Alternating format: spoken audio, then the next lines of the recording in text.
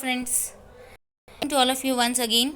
In our today's video, we are going to discuss our remaining topics of the chapter second solution. This is the last video of chapter second solution, and this is the part 6. Okay, अगर आपने पुराने video नहीं देखे हैं तो you will see all the videos because you get the ideas.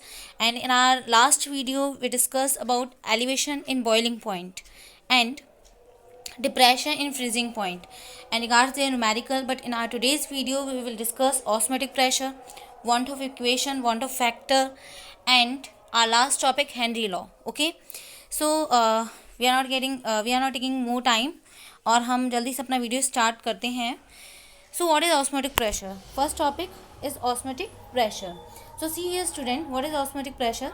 Osmotic pressure को समझने से पहले हमें ये पता होना चाहिए what is osmosis process. So see here, flow of solvent from low concentration of solution to higher concentration of solution through semi-permeable membranes is called the osmotic pressure. Okay, you can see here one diagram. In this diagram there is a container in which one SPM yani semi-permeable membranes is present.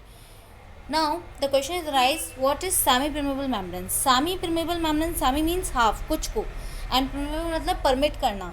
So it is a membranes which permit the only some substance to flow through them. Okay, so there are two concentrations, C1 and C2. The concentration of C2 is more as compared to C1. It means flow of the solution from C1 to C2 because it's always from low concentration to higher concentration. But in some guides it's mentioned that the flow of solution is from higher water concentration to lower water concentration. So student, don't confuse. Higher water concentration means यही होता है low concentration, because water concentration ज़्यादा होगा तो solution का concentration कम होगा. Is that clear? Okay, so now what is the next. Okay, in हमारे जो नेक्स्ट पॉइंट है, नेक्स्ट जो पेपर है उसमें ये दिया हुआ है कि what is osmotic pressure. Okay, osmotic pressure क्या है? So in our first point it mention that the pressure see here, the pressure exerted on higher concentration of solution to stop, see here यहाँ एक word लिखा हुआ है stop osmosis is called osmotic pressure. Student listen carefully. देखें, osmosis process मैंने कहा it is a process in which the flow of the solution from low concentration to higher concentration. अब you know very well every action has a reaction, her action का एक reaction होता है, हमने third law में पढ़ रखा है न्यूटन के. तो अब अगर कोई सोल्यूशन लो कंसनट्रेशन से हाई कंसनट्रेशन की तरफ फ्लो कर रहा है सेमी परमेबल मेम्ब्रेन्स की, तो उसके अपोज में एक रिएक्शन भी होगा, यानी हायर कंसनट्रेशन जो है उस वो भी क्या करेगी, एक अपोज में प्रेशर लगाएगी. तो ये जो प्रेशर होता है that's pressure is called osmotic pressure. यही प्रेशर क्या कहलाता है? ऑस्मोटिक प्रेशर कहलाता है. We can say also the pressure required to stop osmosis is called osmotic pressure. वो प्रेशर जो कि ऑस्मोसिस को रोकने के लिए रिक्वायर्ड है that is called osmotic pressure. Am I clear? See another point, third point, osmosis does not depends upon on the amount of the solution. It's only depend on the concentration of solute. It means it is not depending on the amount of solution.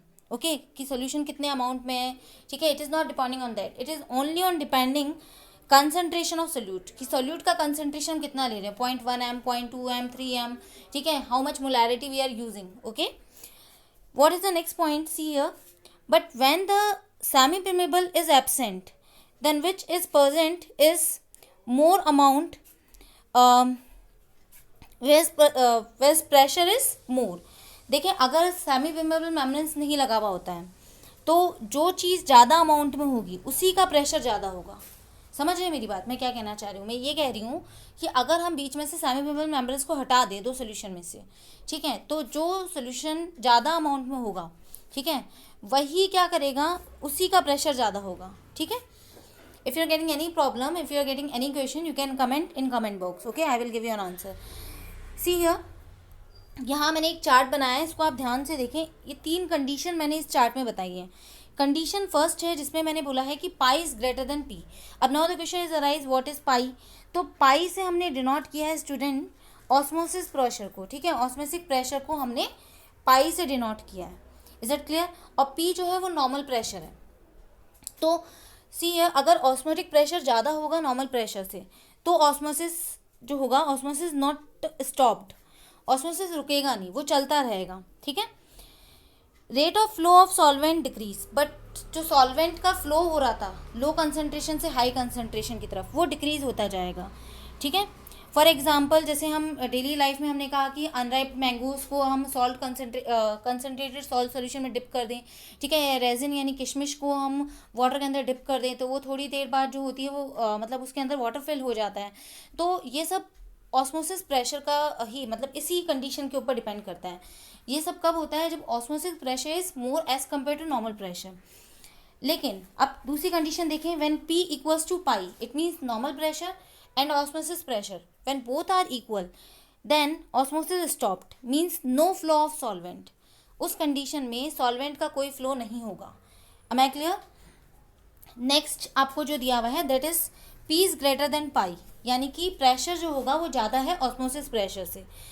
That is reverse osmosis student, यानी कि reverse में चले जाना osmosis का। ये कहाँ use होता है? It is use in the dialysis process, ठीक है। किडनी खराब होने के बाद जो डायलिसिस प्रोसेस करवाया जाता है बॉडी में, ठीक है, यूरिन और नाइट्रोजनस वेस्ट को बाहर करने के लिए, that is on reverse osmosis, okay. और सी वाटर के प्योरिफिकेशन में भी रिवर्स ऑस्मोसिस को काम में लाया जाता है। मैं क्लियर? यहाँ मैंने मेंशन कर रखा है, आप वीडियो को पॉज करके इसे नोट भी कर सकते हैं जो चार्ट बना हुआ है, ठीक है। अब हम नेक्स्ट पॉइंट देखते हैं। देखिए नेक्स्ट स्लाइड में हमने लिखा है यही चीज़ मैंने बताई है, in purification of sea water, ठीक है, effective semi permeable membranes is not available and it will get damage, so yield of pure water is less. क्योंकि क्या होता है कि sea water contain the number of the salt like magnesium chloride, ठीक है, magnesium carbonate, magnesium hydrogen carbonate, calcium hydrogen carbonate, calcium chloride, ठीक है, these calcium carbonate, these all are salt present the C water. तो ये सब चीज़ें जो होती है, ये सॉल्ट जो होते हैं, ये आयंस जो होते हैं, they can not be move through the semi permeable membranes. तो जो प्योर वाटर होता है उसकी यील्ड बहुत कम आती है, ठीक है। Now another topic is want of equation student. Now what is the want of equation? We can derive the want of equation with the help of ideal gas equation, ठीक है। in our chapter number 5th 11th class we discussed detail ideal solution, ideal gas equation. so क्या होती है, ये आपके सामने लिखी हुई है, PV is equals to nRT. here P is the pressure, V is volume, N number of mole, R gas is constant and T is the temperature, okay. अब देखिए इस P को, क्योंकि मैं सोल्यूशन की बात कर रही हूँ, मैं ऑस्मोटिक प्रेशर की बात कर रही हूँ, तो मैं P को पाई लिख सकती हूँ।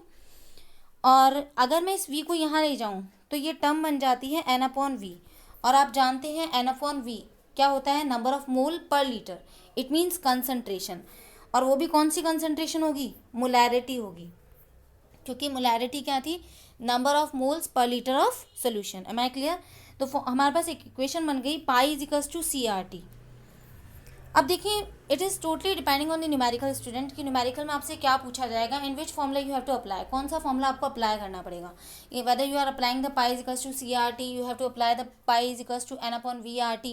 और कई बार मॉलिक्यूलर मास पूछ लेते हैं तो आपको इसे चेंज भी करना पड़ सकता है। सी हियर हमने इसी फॉर्मूले को आगे देखा है, तो मैंने C की जगह क्या लिख दिया, मैंने C की जगह पुट कर दिया N/V, आप यहाँ देख सकते हैं। इसी में आगे देखें आप, N की वैल्यू डाली है, N नंबर ऑफ मोल यानी given mass divided by molecular mass, ठीक है। इसे यहाँ हमने पुट कर दिया तो ये कुछ इस तरीके से बन गया। अब आपको ये भी पता है कि अगर हम बात करें डेंसिटी की, तो डेंसिटी हमारे पास क्या होती है, डेंसिटी होती है मास अपॉन वॉल्यूम, ठीक है। तो मास किस में होना चाहिए, ग्राम में होना चाहिए, क्योंकि ग्राम पर सेंटीमीटर क्यूब होती है। और ये जो कैपिटल M है तो ये भी मास, पर ये मॉलिक्यूलर मास है ग्राम पर मोल में, ठीक है। हमें ये वाला W और ये V, तो W/V हमारा क्या हो जाएगा, डेंसिटी। देखिए मैंने इस फॉर्मूले में D से रिप्लेस कर दिया इसे। एक और चीज़ ध्यान रखना, यहाँ जो डेंसिटी है हमने किसकी यूज़ करी है, सोल्यूट की यूज़ करी है, सॉल्वेंट की यूज़ नहीं करी है, because we are taking WB and W is the gram given gram mass of solute. तो डेंसिटी भी किसकी होगी, सोल्यूट की होगी। डोंट बी कंफ्यूज, आगे जब आप क्वेश्चन करेंगे तो हो सकता है वो सॉल्वेंट की डेंसिटी दी हुई हो, तो इट इज़ नॉट यूज्ड, तो हमें ये वाला D वाला फॉर्मूला काम में नहीं लेना है उस समय, ठीक है। Am I clear? देखिए नेक्स्ट की हम बात करते हैं। नेक्स्ट हमारे कुछ क्वेश्चन जो होते हैं, अधिकतर क्वेश्चन कंपटीशन में जब आप देखेंगे, है ना, या फिर मल्टीपल चॉइस क्वेश्चन जो होते हैं, it is based on isotonic solution, ठीक है, अगर आपको याद हो तो 9th क्लास में आप जब अपना फर्स्ट चैप्टर पढ़ते हैं, ठीक है, बायोलॉजी का सेल चैप्टर, तो सेल में एक टॉपिक आता है isotonic solution, hypertonic solution and hypotonic solution. ठीक है, now we are going to discuss about isotonic solution. तो देखिए word itself define, iso means same, ठीक है, एंड टॉनिक मतलब ये होता नहीं है, बट हम समझने के लिए ले रहे हैं वर्ड को, हम थोड़ा सा इसको समझने के लिए। आइसोटोनिक मतलब होता है solution which is having the same osmotic pressure, ऐसे दो सोल्यूशन जिनका ऑस्मोटिक प्रेशर क्या है, सेम है। ठीक है, वो क्या कहलाते हैं, आइसोटोनिक सोल्यूशन की कैटेगरी में रखे जाते हैं student. See here, solution which osmotic pressure is same called isotonic solution. For isotonic solution concentration must be same, concentration क्या होनी चाहिए, सेम होनी चाहिए। भाई आइसोटोनिक सोल्यूशन तभी बन सकते हैं जब कंसंट्रेशन सेम हो, क्योंकि ऑस्मोसिस प्रेशर भी किसके ऊपर डिपेंड कर रहा है, कंसंट्रेशन पे। तो देखें एनटीपी, ठीक है, और एसटीपी यानी स्टैंडर्ड टेम्परेचर प्रेशर, ठीक है, इसी पे बात कर रहे हैं हम। हमने दो सोल्यूशन लिए हैं, ये दोनों बराबर हैं। आरटी आरटी तो है क्या, आरटी आरटी तो कांस्टेंट हो जाएगा, है ना, टेम्परेचर और गैस कांस्टेंट। C1 C2 आपस में बराबर हैं, ठीक है, तो ये हमारे पास बन गया N1 V1 N2 V2, मैंने C को कन्वर्ट करके लिखा है। अब वॉल्यूम भी बराबर है, मान लो मैंने लिया, तो ये इस तरीके से बन गया। अब ये फॉर्मूला हमारे पास काम में आएगा, कब काम में आएगा, एक न्यूमेरिकल देखेंगे इसके ऊपर। अभी हम गिवन मास दोनों के दे दिए, एक का मॉलिक्यूलर मास दिया और दूसरे का मॉलिक्यूलर मास हमें कैलकुलेट करना है। ठीक है, देखें ये एक न्यूमेरिकल मैंने लिया है यहाँ पर, आप इसे देखें ध्यान से। Calculate the osmotic pressure of 0.01 m solution, 0.01 m solution of cane sugar. ठीक है, किसका ले रहे हैं हम, कैन शुगर का। सुक्रोज होता है कैन शुगर एट 300 केल्विन। तो देखिए सिंपल फॉर्मूला लगाया, pi is equals to CRT। C concentration कितनी गिवन है, 0.01 m। आर कांस्टेंट वैल्यू है, आर के 3 कांस्टेंट वैल्यू होते हैं, मैंने आपको पहले भी बता रखा है। 8.314 joule mole inverse kelvin inverse. It is used when we are using the thermodynamic question, क्योंकि जूल में बात हो रही है, ठीक है, but it's a solution chapter, तो हमें बात करनी है ATM लीटर यानी एटमॉस्फेरिक लीटर में। ठीक है, सो यहाँ वैल्यू होगी 0.0821 student. In some guide books आप देखेंगे 0.0820 भी लिखा हुआ होता है। ठीक है, तो don't you worry, ATM litre mole inverse kelvin inverse, value put कर दी हमने, आंसर आ गया 0.2469 ATM। ठीक है, सॉल्व कर लेंगे, पॉज करके सॉल्व करें, वीडियो को पॉज कर लें और उसे सॉल्व करें। खुद अपने एक बार आप करके देखें, जब तक खुद नहीं करेंगे आपको न्यूमेरिकल नहीं आएंगे। अपने पास रफ कॉपी और पेन लेकर बैठा करें हमेशा, क्वेश्चन पढ़ने के बाद एक बार खुद उसे करके देखें। अब देखिए एक और क्वेश्चन यहाँ लिया है, इसमें मैंने आपको दिया है कैलकुलेट द पाई। क्वेश्चन हमने पूछा है calculate the pi at 0 degree celsius of a 5% solution of urea. Urea का 5% सोल्यूशन है और आपको 0 डिग्री सेल्सियस पर उसका पाई यानी कि ऑस्मोटिक प्रेशर निकालना है। ठीक है, गिवन देख लेते हैं। 5% का क्या मतलब है, मैंने आपको बताया था 5 ग्राम इन 100 ग्राम। ठीक है, अब ग्राम तो यहाँ आएगा नहीं 100, क्योंकि कंसंट्रेशन हम मोलैरिटी में लेते हैं यहाँ। ठीक है, तो यहाँ क्या हो जाएगा 5 ग्राम इन 100 ml। बात वही समझ में आ गई। यूरिया होता है NH2 C NH2 फॉर्मूला, इसका जब हम मॉलिक्यूलर मास निकालते हैं तो वो आता है स्टूडेंट 60। ठीक है, पाई पूछा हमसे, डब्ल्यू भी हमें दिया है, डब्ल्यू भी दिया है तो हमें एम भी निकालना ही पड़ेगा, 60 आ गया बताया। अब सेल्सियस में दिया है तो केल्विन में चेंज कर लिया, 273.15 होता है, अप्रॉक्स 273 ले लिया। फॉर्मूला पुट करा, देखें यहाँ पर फॉर्मूला पुट कर रखा है मैंने, ये रहा, है ना, pi is equals to CRT होता है CN/V और N की वैल्यू डाल दी मैंने WB/M, तो ये वाला फॉर्मूला बन गया। ठीक है, बात समझ में आ रही है। अब WB कितना था 5 ग्राम, फॉर्मूले में पुट करा। V क्योंकि हम ml में लेके चलेंगे, 100% की बात करिए तो 1000 से मल्टीप्लाई कर लेंगे, 60 हमारे पास आ ही रहा है, सॉल्व करेंगे, आंसर आपके पास खुद आ जाएगा। ये रहा आपका आंसर। ठीक है, ये आपने कंसंट्रेशन निकाल लिया, अभी तो पहले कंसंट्रेशन निकाल ली फिर मैंने रखा। आप चाहें तो डायरेक्ट पूरा भी कैलकुलेट कर सकते हैं, डायरेक्ट कैलकुलेट करके फिर ही रख दें, कोई दिक्कत वाली बात नहीं है। जैसा आप चाहें वैसा आप कर सकते हैं। आप चाहें तो मेरी तरह पहले कंसंट्रेशन निकाल लें फिर फॉर्मूले में वैल्यू पुट कर लें। क्वेश्चन आपके सामने है, 1-2 बार वीडियो को पॉज करना फिर क्वेश्चन करना। अब नेक्स्ट क्वेश्चन देखें, ये भी न्यूमेरिकल क्वेश्चन है। Calculate the concentration of that solution of sugar which has pi 2.465 atm at 300 Kelvin। अब देखें यहाँ मैंने आपको पाई दिया है, साथ में टेम्परेचर दे दिया है ना। यहाँ मैंने आपसे पूछा क्या है, कंसंट्रेशन पूछी, यानी मैंने आपसे सी पूछा है कि व्हाट इज सी, सी क्या है। तो देखिए फॉर्मूला हमने लगाया, pi is equals to C R T, simple. Pi की वैल्यू पुट कर दी, सी पूछा है, आर कांस्टेंट है और टी कांस्टेंट है, सी निकाल दिया, आंसर आया मोल पर लीटर, क्योंकि मोलैरिटी है। क्लियर। मैं फिर कह रही हूँ, वीडियो को एक बार पॉज करके खुद करके देखना क्वेश्चन। नेक्स्ट देखें, अब हमारे पास नेक्स्ट टॉपिक आता है student, want of factor. It is denoted by small I, ठीक है। इससे किससे डिनोट किया जाता है, स्मॉल आई से। ये होता क्या है, देखें, it is a ratio, it's a simple ratio of the experimentally colligative property and theoretical colligative property. देखिए what is the colligative property, in our fourth part we will discuss about the colligative property. These are the property which is depending on the number of particles of solid solute, solid non volatile solute, ठीक है। क्योंकि हम जैसे ही non volatile solute डालते हैं solid, तो जो solution है, जो राउल्ट्स लॉ फॉलो हो रहा था, उससे डेविएशन शो होते हैं, ठीक है। और इसी के बेसिस पे हमने 4 कॉलिगेटिव प्रॉपर्टी पढ़ी, elevation in boiling point, depression in freezing point, ठीक है, lowering in vapour pressure, osmotic pressure, क्या फ़र्क पड़ता है इनका, डेली लाइफ में इनके क्या एप्लीकेशन है ना। वैसे डेली लाइफ के एप्लीकेशन मैंने अभी तक आपको बताया नहीं है, पर आप खुद ही देखते होंगे। जैसे फॉर एग्जांपल आप कुछ बॉईल कर रहे हैं, आप एग्स बॉईल कर रहे हैं, तो एग्स बॉईल करते समय अगर आप वाटर के अंदर थोड़ा सा सॉल्ट डाल दें तो उसका बॉइलिंग टेम्परेचर क्या होता है, बढ़ जाता है, ठीक है। तो जो एग्स आपने डाले हैं, तो एग के बाहर का जो शैल होता है कैल्शियम कार्बोनेट का, वो ब्रेक डाउन नहीं होता है। सिंपल, आप जब कभी मटका कुल्फी वाले को देखेंगे तो वो मटके के अंदर सॉल्ट फिल करके रखता है। उससे क्या होता है कि डिप्रेशन, फ्रीजिंग पॉइंट कम हो जाता है। तो फ्रीजिंग पॉइंट कम हो जाने के कारण से जो अंदर कुल्फ़ी हैं, जो आइस की बनी हुई हैं, है ना, आइसक्रीम्स, वो जल्दी मेल्ट नहीं होती हैं। तो डेली लाइफ में इसके बहुत सारे एप्लीकेशंस होते हैं, है ना। अब आप बात करते हैं हम कि ये है क्या। तो ये एक एक्सपेरिमेंटल और थ्योरेटिकल वैल्यू, क्योंकि एक्सपेरिमेंटल डेटा कुछ अलग आते हैं और थ्योरेटिकल डेटा कुछ अलग हैं, उनका रेशो हमने कहा वांट ऑफ फैक्टर है, ठीक है। अब देखें, कॉलिगेटिव प्रॉपर्टी मैंने आपको पहले भी बताया था, पार्टिकल पे डिपेंड करती हैं और मॉलिक्यूलर वेट के इन्वर्सली प्रोपोर्शनल होती हैं। भाई नंबर ऑफ पार्टिकल की तो डायरेक्टली प्रोपोर्शनल होती हैं और मॉलिक्यूलर वेट के इन्वर्सली। तो अब जैसा कि यहाँ इन्वर्सली प्रोपोर्शनल है, तो एक्सपेरिमेंट ऊपर लिखा हुआ है, तो मॉलिक्यूलर वेट निकालेंगे तो देखें आप, थ्योरेटिकल वाला ऊपर आ जाएगा और एक्सपेरिमेंटल वाला नीचे, क्योंकि इन्वर्स था, ठीक है। फॉर्मूला ध्यान से देख लेना। अब ये एक चार्ट है, इंपॉर्टेंट है, ध्यान से समझ लें, न्यूमेरिकल बेस्ड करेंगे इसके ऊपर, है ना। आप चाहें तो अपनी रफ कॉपी में इसको ड्रॉ कर लें, वीडियो को पॉज करके। देखिए इंपॉर्टेंट चीज़ है, the value of want of factor depends on nature of non volatile solute.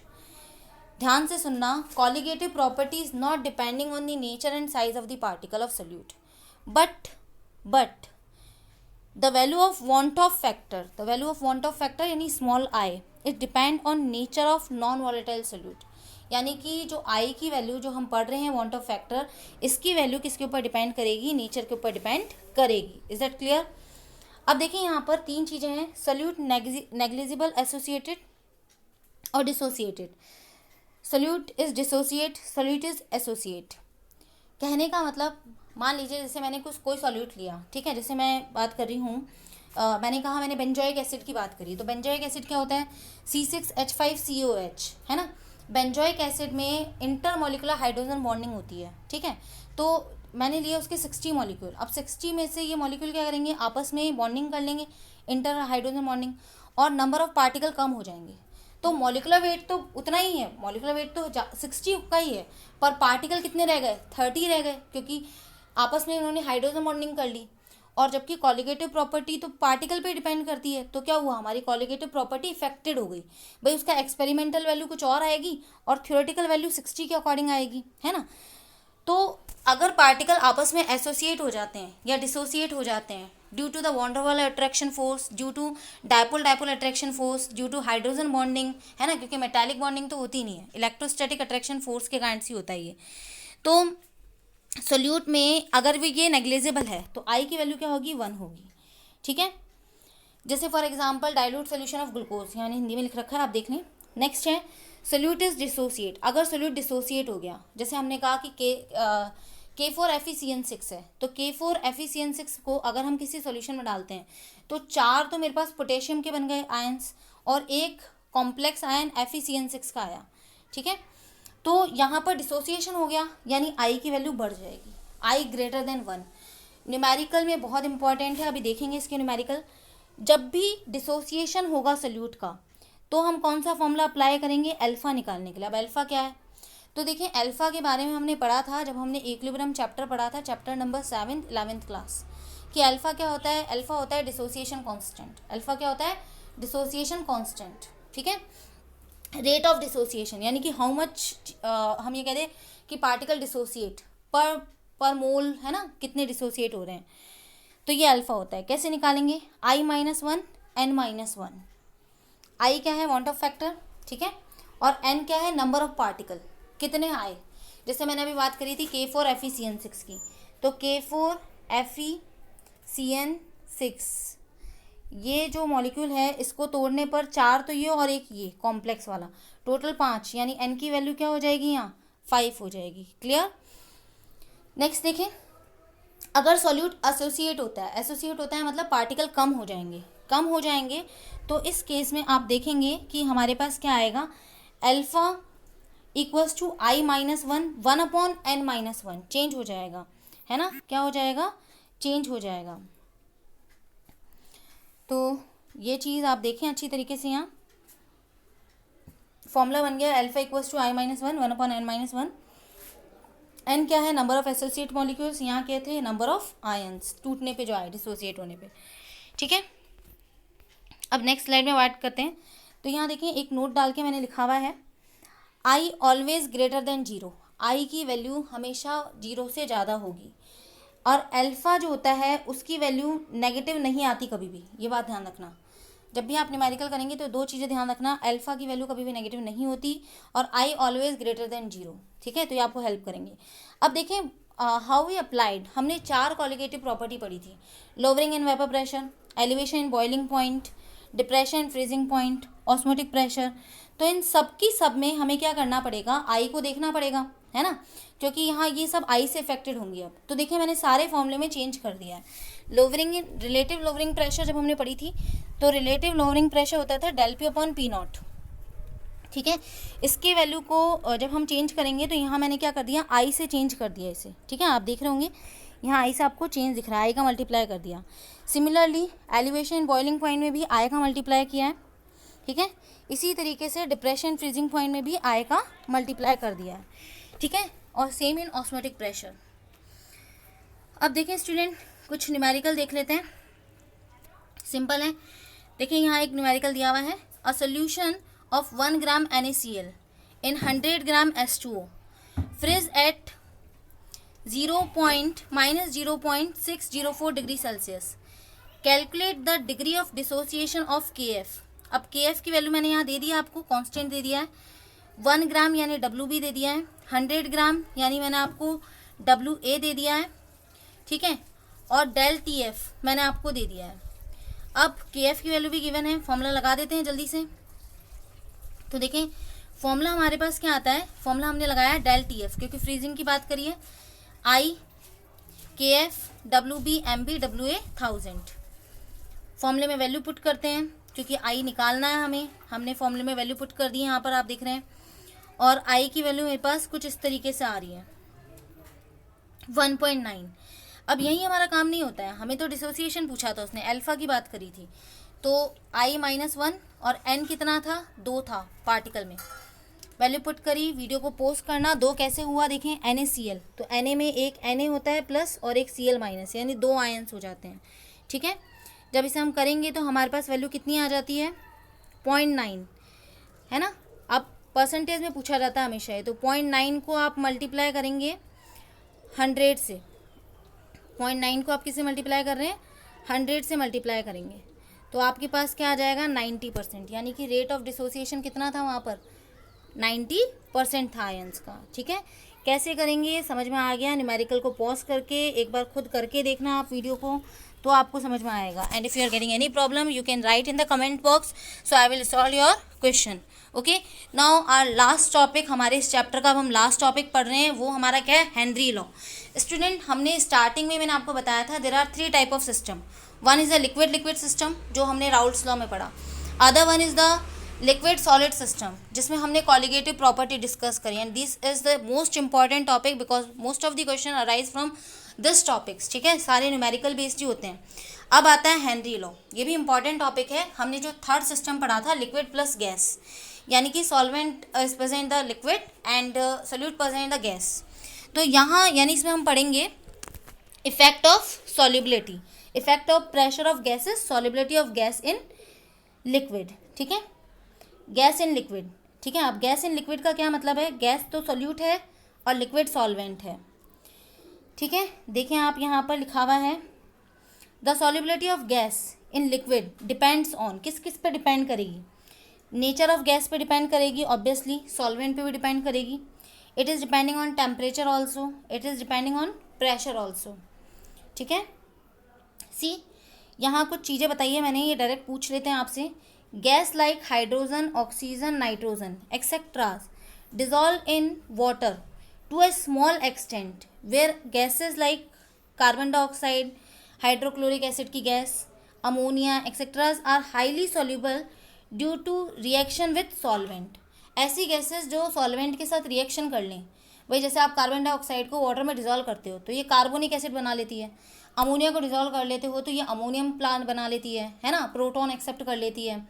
तो ऐसी गैसेस जो तो रिएक्ट कर लें सॉल्वेंट से तो वो क्या होती हैं, वो ज़्यादा लार्ज एक्सटेंट में डिजोल्व हो जाती हैं, जबकि कुछ गैसेस जो इनर्ट होती हैं, ठीक है, जो रिएक्ट नहीं करती हैं, वो क्या होती हैं, स्मॉल एक्सटेंट में डिजोल्व होती हैं। अब बात करते हैं, देखिए यहाँ gases which are easily liquefied more soluble, और ऐसी गैसेस जो इजीली लिक्विफाइड हो जाएं। अब कौन सी गैसेस इजीली लिक्विफाइड होती हैं, तो आप अपना 11th क्लास का 5th चैप्टर जो हमने पढ़ा था स्टेट ऑफ मैटर, उसको उठा के देखें, वहाँ हमने एक जेड पढ़ा था, ठीक है। जेड यानी वो किसके ऊपर डिपेंड करता था, कंप्रेसिबिलिटी कांस्टेंट होता था जेड, जो डिपेंड करता था कि कोई गैस किसने डिजोल्व हो सकती है। तो उधर एक बार जाके देख लें, और अगर फिर भी कोई प्रॉब्लम हो तो कमेंट बॉक्स में लिख देना, मैं बता दूंगी। तो यहाँ है the solubility of gases directly proportional to critical temperature of gases, ठीक है, solubility directly proportional to critical temperature of gases. Next देखें, temperature generally solubility of gas decrease with increasing the temperature, temperature बढ़ाते ही solubility क्या हो जाती है, कम हो जाती है, बट दो फैक्टर पे डिपेंड करती है, रिएक्शन वेदर इज एक्सोथर्मिक और एंडोथर्मिक। देखें यहाँ लिखा हुआ है मैंने कंडीशन, अगर हम एक्सोथर्मिक रिएक्शन की बात करते हैं तो on increasing the temperature concentration decrease, but if we discuss about the endothermic reaction temperature increase concentration increase, totally explain by del G is equals to del H minus T del S equation. I think आपको समझ में आ रहा होगा, है ना। अच्छा, ये जो आरएनएस फॉर्मूला है ये आपके मतलब का नहीं है ना, ये एक्स्ट्रा में लिखा हुआ था मैंने। आप नेक्स्ट देखिए प्रेशर। अब क्या होगा, प्रेशर का क्या इफेक्ट होगा, टेम्परेचर तो हमने समझ लिया। देखिए, increasing the pressure of gas, solubility of gas in liquid increased and explain by Henry law.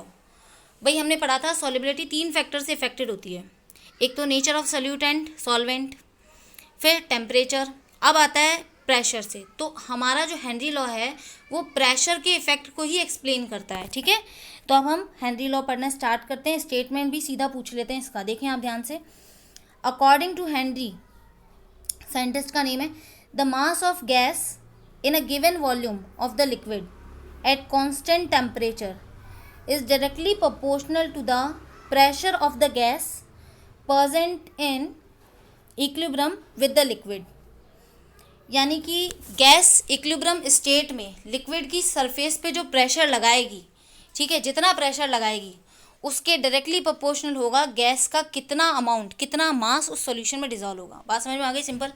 यानी m is directly proportional to p, proportion sign हटाया, k कांस्टेंट आया, ठीक है। मैथमेटिक्स का फॉर्मूला लगाएंगे तो y is equals to mx। m क्या होती है, स्लोप होती है ग्राफ की, यानी k क्या आ जाएगा स्लोप में, x पे p ले लेंगे और y हमारा m बन जाएगा मॉलिक्यूलर मास। देखें, वैलिडिटी ऑफ हेनरी लॉ समझते हैं, ये आ गया वापस, ग्राफ ही बताई थी मैं आपको भी, ये रहा, ठीक है, ये 2 दे रखे हैं आपको। अब देखें, the temperature is not too low, temperature बहुत ज़्यादा कम नहीं होना चाहिए। The gas is not highly soluble, gas ज़्यादा सॉल्यूबल नहीं होनी चाहिए। गैसेस डज नॉट डिसोसिएट और एंटर इनटू केमिकल कॉम्बिनेशन, जो भी गैस हम किसी लिक्विड में डिज़ोल्व कर रहे हैं वो केमिकली उसके साथ कंबाइन नहीं होनी चाहिए, ठीक है, ना ही वो उसके अंदर डिसोसिएट होनी चाहिए, ठीक है, विथ सॉल्वेंट। अब एक और चीज़ आप ध्यान दें, यहाँ एनसीईआरटी में एक और चीज़ लिखी हुई है जो यहाँ मैंने नोट्स में नहीं इंक्लूड करी थी, मैं आपको शॉर्ट में बता देती हूँ क्या चीज़ है। देखें, एनसीईआरटी में लिखा हुआ है कि पी यानी कि जो प्रेशर है, P is directly proportional to X B, ठीक है, यानी कि कितना हमारा जो प्रेशर लगेगा, देखो यहाँ मैंने मास से बताया, ठीक है, लेकिन वहाँ क्या है हमारे पास, जैसे हमने बहुत सारी गैसेस ले ली, ए गैस, बी गैस, सी गैस, बहुत सारी गैसेस हैं। अब वो सारी गैसेस एक ही सॉल्वेंट में डिज़ोल्व हो रही हैं, तो कौन सी गैस कितना डिज़ोल्व होगी, तो वो डिपेंड करेगा उस गैस के पार्शियल प्रेशर पे, और पार्शियल प्रेशर मोल फ्रैक्शन पे डिपेंड करता है, ठीक है। तो इस चीज़ को एक बार देखिएगा। और एप्लीकेशन ऑफ हेनरी लॉ में शॉर्ट में मैं आपको बता देती हूँ, तो या फिर हम अपने नेक्स्ट वीडियो में डिस्कस कर लेंगे एप्लीकेशन ऑफ हेनरी लॉ। ये वीडियो बहुत बड़ा हो जाएगा। और अगर आपका कोई भी क्वेश्चन हो और अगर आपको वीडियो पसंद आया हो तो आप वीडियो को लाइक करें, नीचे कमेंट करें, शेयर करें और चैनल को सब्सक्राइब कर लें ताकि जो भी नया वीडियो आएगा आपको उसका नोटिफिकेशन मिल जाएगा। And thank you.